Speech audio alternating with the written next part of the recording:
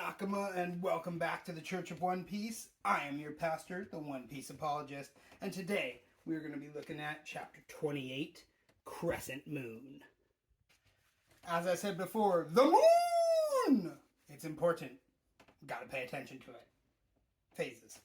Usopp may be scared, but bravery isn't the absence of fear, right? It's being afraid, but doing what you know is right or hard anyway, right? Pushing through that fear. So if you ask me, Usopp really is a brave warrior of the sea, just like he's told Kaya, just like he says his old man is.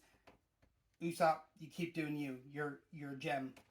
And of course, as I've mentioned before, Oda-sensei always perfectly balancing that humor and the emotion. Very touching that that Luffy, Zoro, and Nami are going to help Usopp fight. But then of course we have Usopp being like, "I'm not scared," and his knees are shaking, and he's and all that. Then of course also he asks Luffy, Zoro, and Nami, "What can you all do?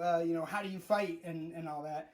And then they all tell him what they do, and then he's like, "Okay, cool. Sounds like y'all got it. I'll be over there, hiding in those bushes, okay? Cool, awesome, thanks." And very funny, because then they get mad. They're just like, "No, you have to fight too!" And Kuro said to Mary, poor Mary, that the Crescent Moons really bring out the beast in him. Well, they must, because he just went from, cool, calm, calculated demeanor to just brutal murderer for what seems like no reason to me, I guess he felt like, well, the time is coming, so we'll be fine. And I guess maybe he could have blamed it on, the pirates pillaging the village. They killed Mary. But, just to me, it's like you already were going to try and make Kaya's death look like an accident. So, how does...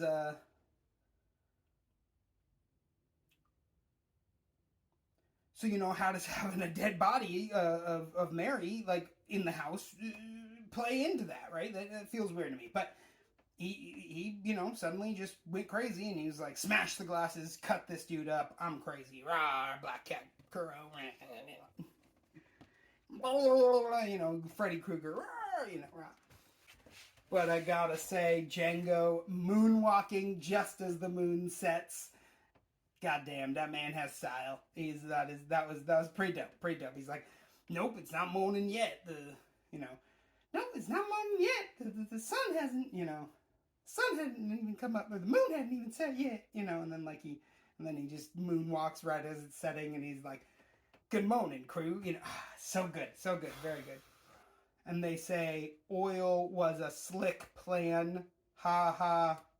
Good dad joke, Oda. But so Nami's saying that it's a slick plan, but she then also foreshadows that it will be them who's slipping on the oil rather than the enemy, right? So they suddenly realize that the pirates have come to the North Beach and they're at the wrong place. And so Usopp's like, "We got to run straight north to get to the beach. If we run straight north, we can be there in 3 minutes, And Luffy's just like, "I'll be there in 20 seconds. And just takes off, right? And, so then Nami is slipping on the oil, so then she pulls on Zoro, and he slips on the oil instead, and then she gets going. And as I've said before, sometimes Oda kind of nerfs Zoro because, if he was just there from the very beginning of the fight, it'd just be too easy, usually, right? And Luffy, similar thing in this case especially, right? He needs to be kept away from the fight for now in order for there to be some important character development for Usopp.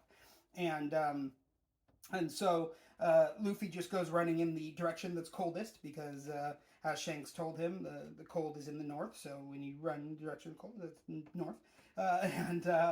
And Zoro gets slipped on the hill, so then he's stuck, and so then Usopp ends up being actually the first one to get there to confront the enemy, right?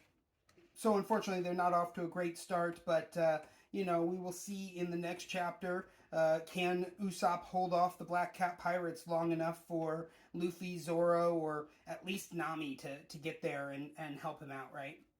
But that's going to do it for the review of Chapter 28, Crescent Moon, and as always, One Piece be with you.